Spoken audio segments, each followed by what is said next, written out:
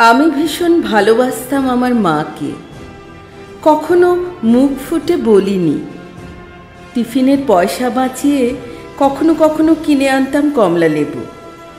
শুয়ে শুয়ে মার চোখ জলে ভরে উঠত।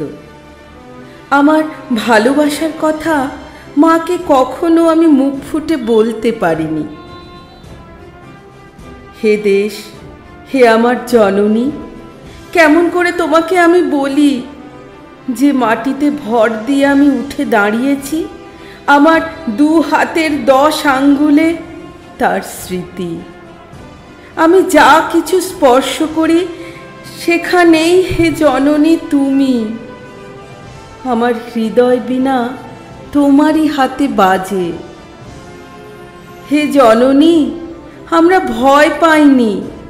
যারা তোমার মাটিতে নিষ্ঠুর থাবা বাড়িয়েছে, আমরা তাদের ঘাড় ধরে সীমান্ত পার করে দেব। আমরা জীবনকে নিজের মতো করে সাজাচ্ছিলাম, আমরা সাজাতে থাকব। হে জননী, আমরা ভয় পাইনি। যজ্ঞে বিঘ্ন ঘটেছে বলে আমরা বিরক্ত।